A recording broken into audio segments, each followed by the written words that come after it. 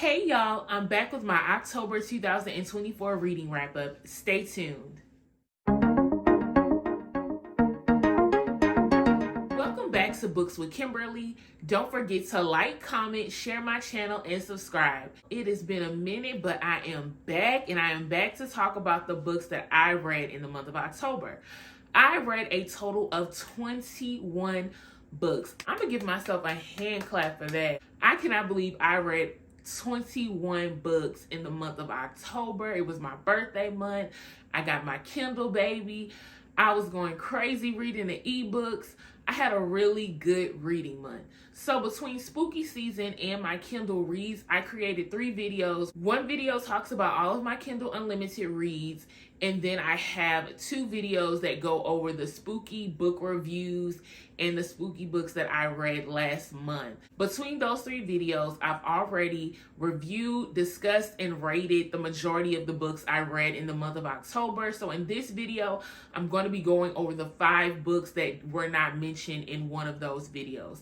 So let's get right into it. Even though the month of October was all about spooky season for me and Kindle Unlimited reads, I did get in some fantasy in there. I saw a video about the Powerless series by Lauren Roberts. I was excited to know that Powerless is similar to Hunger Games. So Powerless is about Peyton. Peyton is this young girl living in this kingdom where there was once a plague that killed a lot of citizens. And after the plague was done, it gave certain people powers. So this book isn't sci-fi, it has fantasy elements. There are a lot of people who have magical abilities. One of the other main characters is Kai. Kai is the son of the king, him and his brother Kit. Kit is in line for the throne, and both of them have magical abilities. And Kai, being the enforcer in the kingdom, his job is to go around and kill and punish people who do not have magic, because his father, the king, believes that the plague was carried in by those who don't have magic. So Kai's magical ability is really cool. He is a wielder. He can sense everybody's magical abilities within his vicinity, and he can use them as if they are his. Peyton, on the other hand, which is what makes her such an interesting character, does not have any magical abilities at all. But before her father passed away, when he realized she did not have magic, he taught her how to put on the ruse of being a psychic. And Peyton does it so well. He taught her how to be extremely observant. So throughout the book, anyone who tests her psychic abilities, because of course they doubt that she's really a psychic, Peyton has the ability to just stare at them, observe their clothing, their hands, their facial expressions, their nonverbal cues, and she is able to read them accurately to the point where throughout the series, nobody even questions whether or not she is really a psychic and has magical abilities. So this is her big secret that she's hiding. She's living in the impoverished part of town with her best friend, Adina. Peyton pickpockets, she steals in order for the two of them to survive. While she is out in the quarters, stealing from people, making sure that she brings something home for herself and Adina, she sees the prince, who she does not know is the prince. Prince Kai is getting attacked by another person who has the ability to strip everyone's magic. He was able to mute the prince's magic and was about to kill him, except Peyton jumped in and saved the prince. And because of this, they have these huge trials that happen every year, and the citizens vote who they want to represent their district in the trials. Very similar to Hunger Games. They vote Peyton into the trials, which immediately she's like, this is a death sentence for me. I am powerless because I do not have magic. There is no way that I am going to survive these trials, but there is no way that she can get out of it. So you guys, we get to see this journey of Peyton living at the castle, preparing for the different trials that they have. And while all of this is going on, she meets the rebellion, who are a group of people who are fighting for people who do not have powers, and Peyton wants to help get them in the kingdom so that they can take over. She's also developing feelings for Kai, the prince she saved. They have this back and forth bickering thing going on that's really cute. But also, Prince Kit has a thing for her as well, and they have moments. And so I'm like, is this a love triangle with two brothers? When someone compared it to Hunger Games, I didn't think it would be Hunger Games on the nose. Like, I thought there would be some major differences, and honestly, the only difference was the love interest both being royalty, and then there is the fact that magic is in this story, whereas Hunger Games was sci-fi. I'll say this book was pretty good. I gave it 4 stars. I was really hard on it at first because as Peyton enters the trials with all of these young people who have magical abilities, there are so many times where she is literally at the brink of death. But then Kai saves her, somebody else saves her, and it was kind of getting on my nerves, the fact that like she kept needing people to save her. But I had to remember that the book is called Powerless. However, Peyton is very strong at fighting. When she's able to fight them and they're not using their magical abilities, she has the upper hand.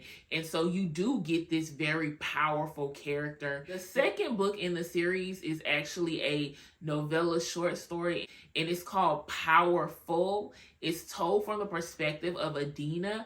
There's also another character that was introduced. The book was basically showing what Adina was going through while Peyton was in the trials, busy with the kingdom, flirting with them princes. We get to see the perspective of what Adina's life was in the castle. I thought it was pretty good. There was some heart-wrenching moments in Powerful that was really, really good and I enjoyed. So I give that one 4 stars as well. On to Reckless. Reckless is book 2 in this series by Lauren Roberts. Y'all, I did not like Reckless at all.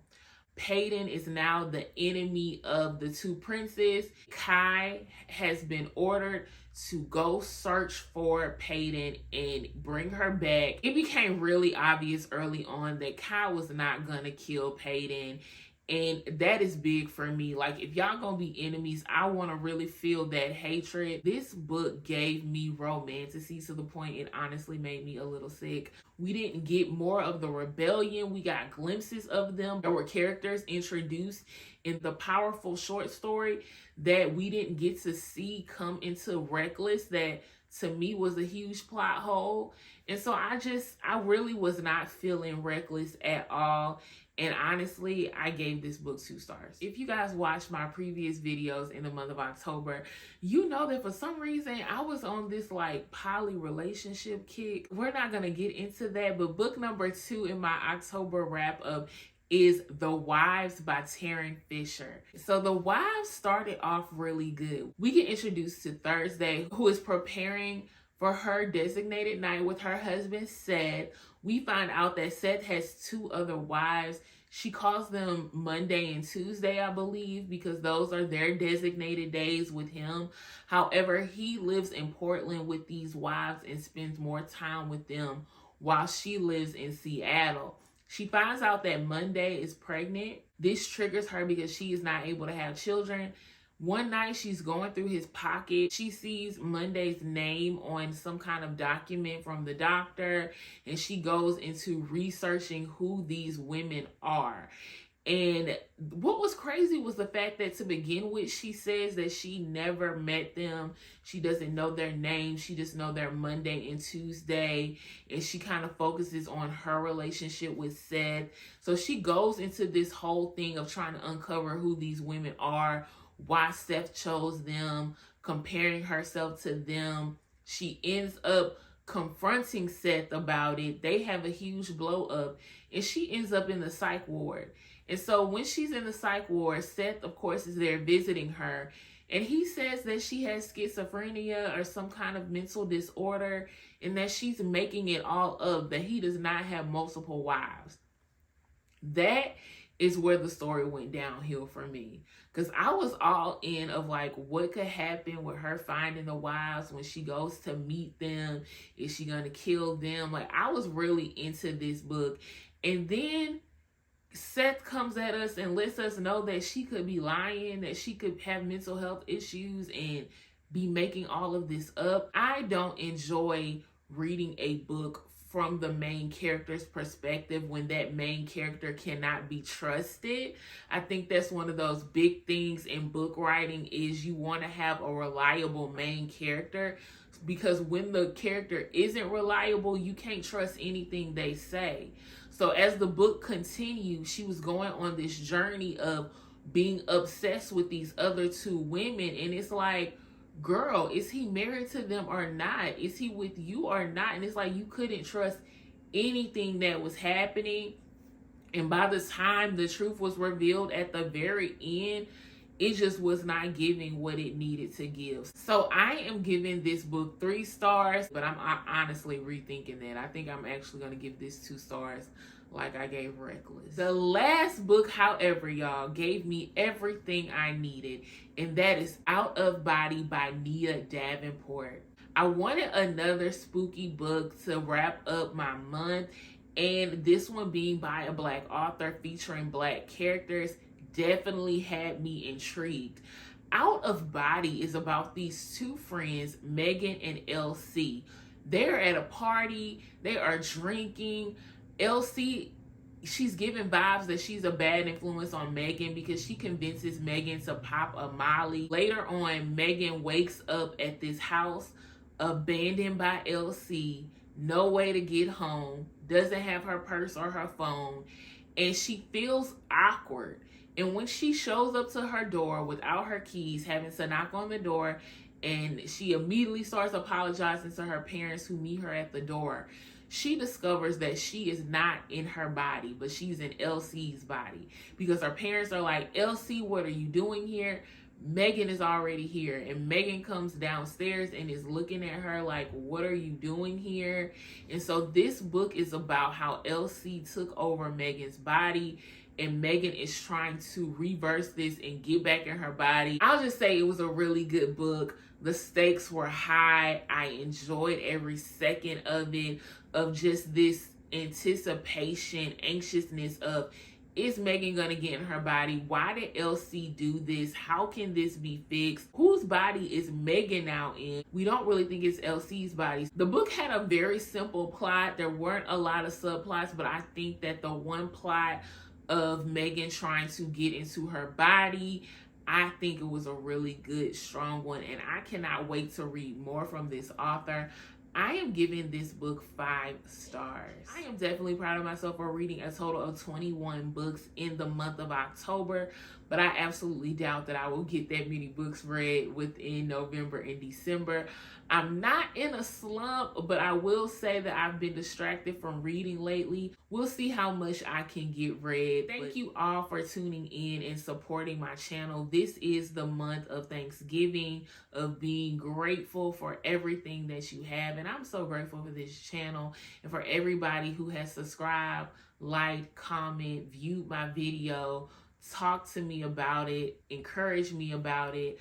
I thank y'all so much. I never thought 4 years ago when I started this channel that I would have 400 subscribers.